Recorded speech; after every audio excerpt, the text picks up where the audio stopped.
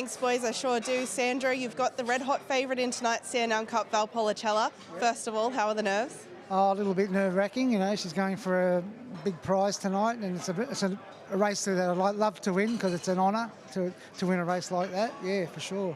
Last time she had box one, we saw her in brilliant fashion at the Garden. She bounced straight to the front, which surprised a lot of people in the final of the 7:15.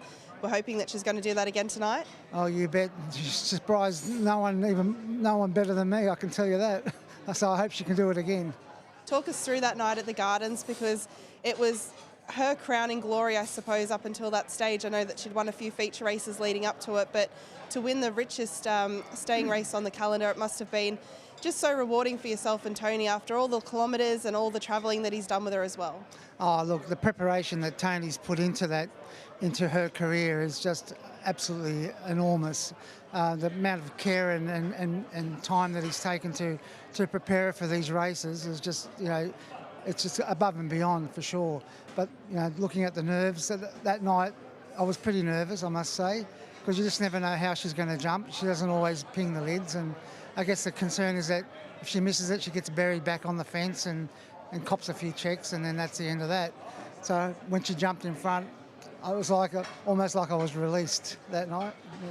Going back to Tony, I have a little saying in greyhound racing that there's plenty of people that race greyhounds, there's very few people that train greyhounds, but that preparation for the 7:15 and now coming into this series as well, it's just testament to the preparation he's put into her to give her that freshen up and just set her for these races. He's not just putting her around week to week and wanting to pick up $5,000 or $10,000 every time she goes around. No, definitely not. No, actually, after the Gold Cup at Albion Park, he was pretty adamant that he wasn't going to come down to Melbourne, and then he didn't want to disappoint the club. And I said, well, you do what you have to do.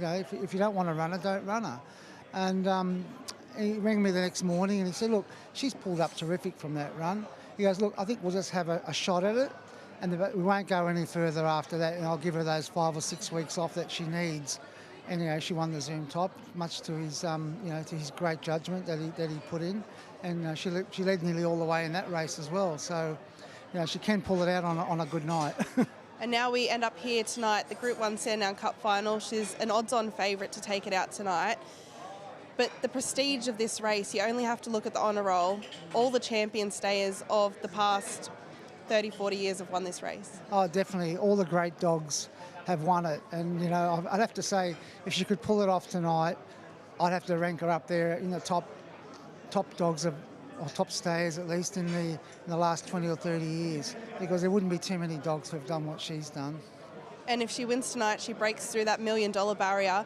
You must just be pinching yourself that you've bred a greyhound that could potentially win $1 million by the end of the night. Oh, it's ridiculous, actually. In greyhounds, when you breed a dog or you own a dog, and if you get a dog that can win $100,000, you feel like you're blessed. To get 10 times that is just something that you'd never even consider, ever. And we've touched on this story plenty of times, but there'd be viewers at home that wouldn't know it.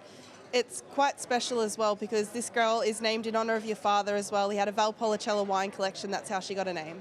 Yeah, pretty much. Yeah, he got some Valpolicella wine in a good deal, and he said to me, we got such a good deal on this wine. If you ever get a really good dog, make sure you name it Valpolicella. Keep the name for that.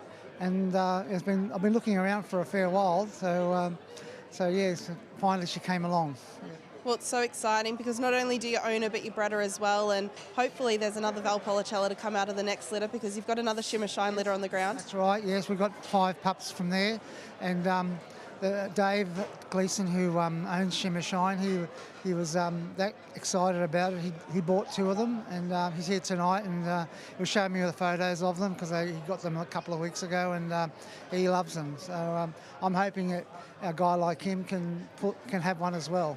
And what a great night it is here tonight at Sandown Park. There's a bumper crowd here, and they've put on a great night for all connections of the Sandown Cup as well. Oh, my word, they do a great job here in Victoria. I mean, we've been to a few now, and we're just astounded at the way they look after their participants here. As far as this side of things is concerned, at least. I just wish they did the same in New South Wales. Well, we'll leave that one alone, but just under 2 hours we'll know the result of the Group 1 Sandown Cup, so best of luck with your girl, and hopefully she can secure it for, well, Queensland, but we're both from New South Wales, so we know where she's really from. Oh, well, she's someone else has asked me that question. I said, well, she might be a Queenslander, but she's got blue blood. Exactly right. Best of luck later on tonight. Thanks a lot, Kat. Thank you. Boys, we'll come back down to you ahead of race number 3, the Pup Cup presentation coming on after this race as well. So big few minutes coming up here on Sky Racing Active, and we'll join you ahead of race number 3.